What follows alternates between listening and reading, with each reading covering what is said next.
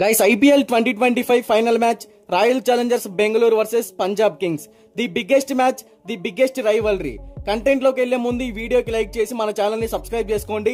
అలాగే ఈ వీడియోని పూర్తిగా చూడండి, చాలా అంటే చాలా ఇంట్రెస్టింగ్ అయితే ఉండబోతుంది. లేట్ చేయకుండా కంటెంట్ లోకి వెళ్తే ఈ రెండు టీమ్స్ యొక్క 18 సంవత్సరాల నిరీక్షణ ఒక్క అడుగు దూరంలో ఉంది. ఆ ఒక్క అడుగు దాటి ఏ టీం తమ టైటిల్ కలను నెరవేర్చుకుంటుందో చూడాలి. ఏ టీం గెలిచినా క్రికెట్ ఫ్యాన్స్ అంతా సంతోషంగానే ఉంటారు, ఎందుకంటే ఈ రెండు టీమ్స్ కి ఇప్పటి వరకు ఒక్క టైటిల్ కూడా లేదు కాబట్టి. అయితే పంజాబ్ కింగ్స్ ఎన్నడూ లేని విధంగా బీకర్ ఫామ్ లో ఉంది. ఎదురు ఉంది ఎలాంటి టీం అయినా సరే బ్యాటింగ్ అండ్ బౌలింగ్ లో అరాచకం సృష్టిస్తుంది. లీగ్ స్టేజ్ లో 14 మ్యాచ్లు ఆడి 9 విజయాలతో పాయింట్స్ టేబుల్ లో టాప్ ప్లేస్ లో ఉంది. అలాగే ప్లే ఆఫ్స్ లో క్వాలిఫైర్ 1 లో పేలవమైన బ్యాటింగ్ కారణంగా ఓటమి పాలైన ఆ తర్వాత క్వాలిఫైర్ 2 లో ముంబై లాంటి స్ట్రాంగ్ టీమ్ ని తమ అద్భుతమైన బ్యాటింగ్ లైనప్ తో మట్టి కరిపించి ఫైనల్ కి చేరింది. జోష్ ఇంగ్లీష్, శ్రేయస్ అయ్యర్, నెహల్ వదేరా ముగ్గురు కలిసి ముంబై లాంటి డేంజరస్ బౌలింగ్ దళాన్ని కూడా బెంబేలెత్తించారు. Shreyas Iyer captaincy and great కెప్టెన్సీతో ఈ టీం ఇక్కడ వరకు వచ్చింది.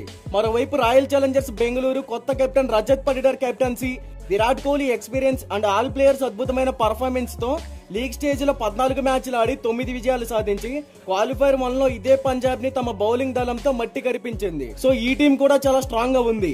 ప్లే ఆఫ్స్ లో క్వాలిఫైర్ 1 లో విజయం సాధించి డైరెక్ట్ గా ఫైనల్ లోకి అడుగు పెట్టింది. అయితే ఈ రెండు టీమ్స్ లో ఏ టీం కి గెలిచే ఛాన్సెస్ ఎక్కువగా ఉన్నాయో ఇప్పుడు చూద్దాం. అయితే ఈ మ్యాచ్ మనకి జూన్ 3వ తారీఖు సాయంత్రం 7:30 అహ్మదాబాద్ నరేంద్ర మోడీ క్రికెట్ స్టేడియం లో జరగబోతుంది. ఇది బ్యాటింగ్ వికెట్. ఇక్కడ 200కి పైగా టార్గెట్ లేనిదే మ్యాచ్ అనేది ఇంట్రెస్టింగ్ గా ఉండదు. ఈ సీజన్ లో 8 మ్యాచెస్ ఈ వెన్యూలో జరిగితే 7 మ్యాచెస్ లో కూడా 200కి పైగా స్కోర్ బోర్డు వెళ్ళింది. ఇది బ్యాటర్లందరికీ స్వర్గధామంలో ఉంటుంది. అలాగే 7 మ్యాచెస్ లో కూడా 5 మ్యాచెస్ లో ముందుగా బ్యాటింగ్ చేసిన టీమ్సే విన్ అయ్యాయి. సో కెప్టెన్ టాస్ గెలిస్తే బ్యాటింగ్ ఎంచుకుంటాడు. పెద్ద టార్గెట్ ని సెట్ చేయాలి. మినిమం 220-230 టార్గెట్ ఉండాలి, ఎందుకంటే ఈ టీమ్స్ ఆల్రెడీ పెద్ద టార్గెట్ ని కూడా చేశాయి. బౌలింగ్ కనుక తీసుకుంటే కెప్టెన్ తన మాస్టర్ మైండ్ ని ఉపయోగించాలి. ఇక్కడ యావరేజ్ ఫస్ట్ బ్యాటింగ్ స్కోర్ వచ్చేసి 182 runs, average second batting score వచ్చేసి 167 రన్స్. ఇక బోత్ టీమ్స్ ఈ సీజన్ లో 3 టైమ్స్ తలబడితే రాయల్ ఛాలెంజర్స్ బెంగళూరు 2 టైమ్స్ విజయం సాధించింది, పంజాబ్ కింగ్స్ ఒక్కసారి విజయం సాధించింది. సో టోటల్ గా హెడ్ టు హెడ్ లో చూసుకుంటే బోత్ టీమ్స్ కూడా 36 టైమ్స్ తలబడితే Royal Challengers Bengaluru 18 times win అయ్యింది, పంజాబ్ కింగ్స్ కూడా 18 టైమ్స్ విన్ అయ్యింది. హెడ్ టు హెడ్ లో బోత్ టీమ్స్ కూడా ఈక్వల్ గానే ఉన్నాయి. ఇక ఆర్సీబీ టాప్ ఆర్డర్ లో చూస్తే Phil Salt, Virat Kohli, Mayank Agarwal dangerous గా కనపడుతుంది ఈ టీం టాప్ ఆర్డర్. ముగ్గురు మంచి ఫామ్ లో ఉన్నారు. ఫిల్ సాల్ట్, విరాట్ కోహ్లీ ఈ ఇద్దరు ఓపెనర్స్ కూడా నువ్వా నేనా అన్నట్టు హిట్టింగ్ ఆడుతున్నారు. పవర్ ప్లే లో ఈజీగా 60+ రన్ స్కోర్ అయితే చేయగలుగుతారు. అలాగే మయాంక్ అగర్వాల్ కూడా మంచి స్టార్ట్ అయితే ఇస్తున్నాడు. పంజాబ్ కింగ్స్ టాప్ ఆర్డర్ లో చూసుకుంటే ప్రియాన్చార్య, ప్రభ్సిమ్రాన్ సింగ్, జోష్ ఇంగ్లీష్ ఈ టీం టాప్ ఆర్డర్ కూడా ఎక్సలెంట్ గానే ఉంది. బట్ ఓపెనర్స్ ఇద్దరు 2 మ్యాచెస్ నుంచి కొంచెం సఫర్ అవుతున్నారు. కమ్బ్యాక్ ఇవ్వాలి. జోష్ ఇంగ్లీష్ సెటిల్ ప్లేయరే. సో ఇక ఆర్సీబీ మిడిల్ ఆర్డర్ కనుక చూసుకుంటే captain Rajat Patidar, Liam Livingstone, Jitesh Sharma, Romario Shepherd and lower order లో ఆల్ రౌండర్ కృణాల్ పాండ్యా. ఈ 5గురు డేంజరస్ హిట్టర్సే అండ్ మ్యాచ్ విన్నర్స్ కూడా. ఆర్సీబీ టాప్ ఆర్డర్ ఫెయిల్ అయినా మిడిల్ ఆర్డర్ లో మంచి స్కోర్ బోర్డ్ ని సెట్ చేయగలుగుతారు. పంజాబ్ టీం మిడిల్ ఆర్డర్ చూస్తే captain Shreyas Iyer, Nehal Wadhera, Marcus Stoinis ముగ్గురు కూడా డేంజరస్ హిట్టర్సే and Shashank Singh number 1 finisher Omarzai. So ఈ టీం కి కూడా పర్ఫెక్ట్ మిడిల్ ఆర్డరే ఉంది. అందరూ మంచి ఫామ్ లోనే ఉన్నారు. సో ఇక్కడ కూడా టాప్ ఆర్డర్ ఫెయిల్ అయినా మిడిల్ ఆర్డర్ లో టీం ని ముందుకు నడిపించే ప్లేయర్స్ ఉన్నారు.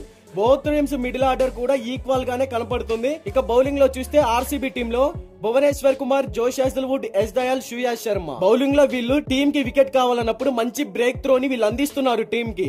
ఆర్సీబీ ఇక్కడ వరకు వచ్చిందంటే బౌలింగ్ లైనప్ కూడా ఒక కారణమే. ప్రతి సీజన్ లో బౌలింగ్ లైనప్ అనేది చాలా వీక్ గా ఉండేది, ఇప్పుడు చాలా స్ట్రాంగ్ గా కనపడుతుంది.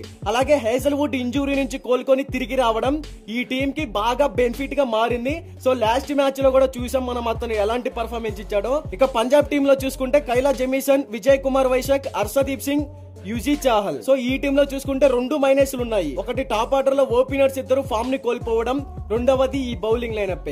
ఎక్స్పీరియన్స్ ఉన్న బౌలర్స్ ఉన్నప్పటికీ అంతగా రాణించలేకపోతున్నారు. సో ఆర్సీబీ బౌలింగ్ లైనప్ తో పోలిస్తే ఈ టీం బౌలింగ్ లైనప్ కొంచెం వీక్ గా ఉంది. సో కొంచెం కంబ్యాక్ ఇవ్వాలి. టాప్ ఆర్డర్ లో ఆర్సీబీ మంచి స్కోర్ ని చేయకుండా ఆపాలి. అయితే ఈ రెండు టీమ్స్ ని కూడా మనం తక్కువ అంచనా వేయలేం. ఈ సీజన్ లో ఎన్నో రికార్డులను బ్రేక్ చేసి డేంజరస్ టీమ్స్ ని కూడా ఓడించి ఇక్కడ వరకు వచ్చాయి. కాబట్టి ఏ టీం టైటిల్ ని సాధించినా ఆశ్చర్యపోవాల్సిన పని లేదు. ఇక టోటల్ అనాలిసిస్ చూసిన తర్వాత నా పాయింట్ ఆఫ్ వ్యూలో చెప్పాలంటే టైటిల్ విజేత రాయల్ ఛాలెంజర్స్ బెంగళూరు అని నేను అనుకుంటున్నాను. అలా అని పంజాబ్ ని మనం తక్కువ అంచనా వేయకూడదు. అన్ప్రెడిక్టబుల్ కెప్టెన్ శ్రేయస్ అయ్యర్ ఉన్నాడు. సో ఏది జరిగినా మనం ఆశ్చర్యపోవాల్సిన పని లేదు. నేనైతే ఆర్సీబీ గెలుస్తుంది అని అనుకుంటున్నాను. మరి మీరు ఏ టీం గెలుస్తుంది అని అనుకుంటున్నారో ఖచ్చితంగా కామెంట్ చేయండి. అలాగే ఈ వీడియోకి లైక్ చేయండి, మన ఛానల్ ని సబ్స్క్రైబ్ చేసుకోండి. Thank you for watching.